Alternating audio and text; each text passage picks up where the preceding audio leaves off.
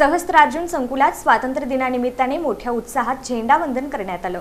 भवानी पेठ येथील सहस्त्रार्जुन शैक्षणिक संकुलात भारताचा 80वा स्वातंत्र्य दिन उत्साहपूर्ण व देशभक्तिमय वातावरणात साजरा करण्यात आला।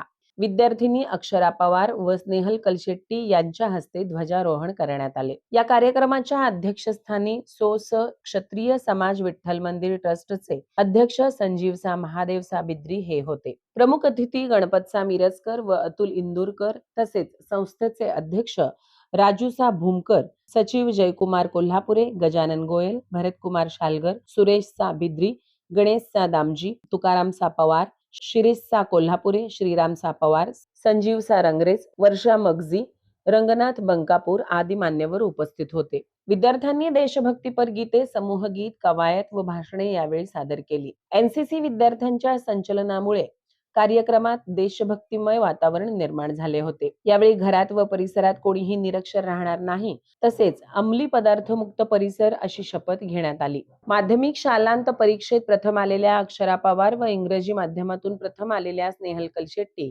यांचा यावेळी मान्यवरांच्या हस्ते गौरव करण्यात आला। उद्योजक शिवप्रकाश चव्हाण यांच्या वतीने अक्षरा पवार हिला सायकल भेट देण्यात आली, तर नर्सरीच्या विद्यार्थ्यांसाठी नव्याने तयार केलेल्या बालवाटिका वर्गाचे या प्रसंगी उद्घाटन करण्यात आले। कार्यक्रमाच्या यशस्वीतेसाठी मुख्याध्यापक मोरेश्वर काटवे, प्राथमिक विभागाच्या मुख्याध्यापिका मंजुषा माने, इंग्रजी विभागाच्या मुख्याध्यापिका विजयालक्ष्मी बिराजदार यांच्यासह शिक्षक, शिक्षकेतर कर्मचारी व विद्यार्थ्यांनी परिश्रम घेतले। या कार्यक्रमाचे सूत्रसंचलन प्रशांती काटवे यांनी केले। बक्षीसपात्र विद्यार्थ्यांच्या यादीचे वाचन प्रीतम खत्री, वंदना आळंगे व सिद्धी चव्हाण यांनी केले, तर आभार डॉ. उज्ज्वल मलजी यांनी मानले।